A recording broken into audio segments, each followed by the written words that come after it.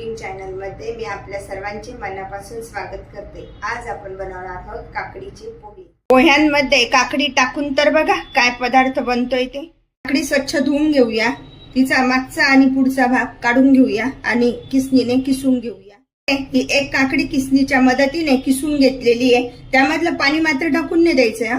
ते पोह्यांमध्ये आपण त्याचा पण वापर करणार आहोत। हे पोहे चाळणीने चाळून घेतले, ते आता धुवून घेऊया। पोहे स्वच्छ धुवून नितरायला ठेवलेले, तोपर्यंत आता कढईमध्ये तेल टाकून घेऊया। साधारण 1.5 चमचा तेल टाकायचं, जास्त पण तेलाचा नाही वापर करायचा। तेल तापले तर त्यामध्ये हे शेंगदाणे तळून घेऊया, छान खरपूस होऊ द्यायचे। मंद आचेवर तळायचे म्हणजे छान असे खरपूस होतात आणि पोह्यांमध्ये खूप सुंदर लागतात खायला।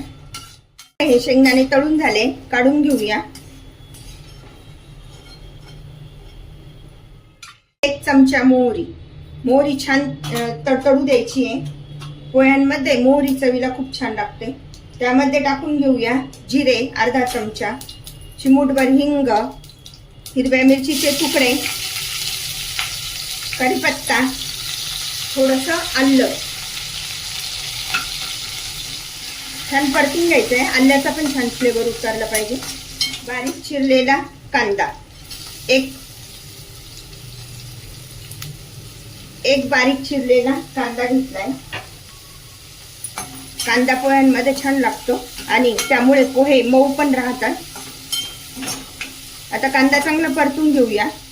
परततोय तर त्यामध्ये टाकून घेऊया अर्धा चमचा मीठ, काही आपण पोह्यांवर पण टाकणार आहे। कांदा परतल्यानंतर त्यामध्ये आपण ही काकडी पण टाकून घेणार आहोत। अशा पद्धतीने पूर्ण रस वगैरे पण त्यामध्ये टाकायचा, थोडीशी ठेवायची आणि छान परतून घ्यायचंय। आता काकडीमध्ये फायबरचे प्रमाण जास्त असल्याने शरीर डायहायड्रेट राहते, वजन कमी होण्यास मदत होते। काकडी रक्तातील साखरेची पातळी नियंत्रित करते आणि पचन सुधारते। अनेक पोषक तत्वांची प्राप्ती, व्हिटॅमिन के, डी यासारखे पोषक तत्व मुबलक प्रमाणात या काकडीमध्ये असतात।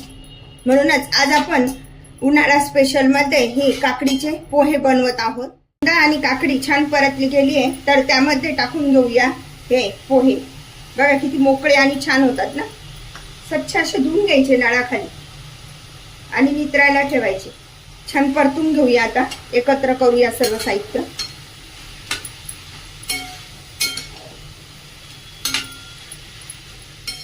साहित्य व्यवस्थित एकत्र केले तर त्यामध्ये टाकून घेऊया अर्धा चमचा मीठ। मग अशी कांदा आणि काकडी परतवताना पण मीठ टाकलेलं आहे। हे वाटाणा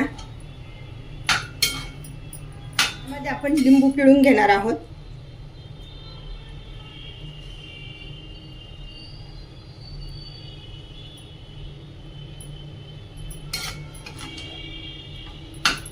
लिंबू पिळल्यानंतर त्यामध्ये टाकून घेऊया साखर,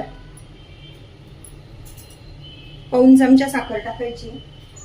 नेहमी आपण कांदा पोहे, बटाटा पोहे खातो, आज आपण बनवत आहोत काकडीचे पोहे। त्यानंतर त्यामध्ये टाकून घेऊया हे शेंगदाणे, थोडेसे शेंगदाणे ठेवूया, बारीक चिरलेली कोथिंबीर। हे सर्व साहित्य थंड असल्यामुळे या पोह्यांमध्ये त्याचा सर्वांचा समावेश करायचा आहे। लिंबू पण शरीराला आपल्या चांगलं असतं, त्यामुळे सी व्हिटॅमिन मिळतं। कोथिंबीरीमुळे आपण ताजेतवाने राहण्यास मदत होते। हे पोहे असेच मऊ राहतात। गॅस बंद करूया आणि या पोह्यांचा आस्वाद घेऊया। उन्हाळा स्पेशल मध्ये आज बनवूया काकडीचे पोहे। अशा प्रकारचे पोहे तुम्ही पण बनवा आणि मला मात्र कळवा कसे झाले ते। लाईक आणि सबस्क्राईब करायला विसरू नका। पुन्हा आपण भेटूया नवीन रेसिपीसह। थँक्यू।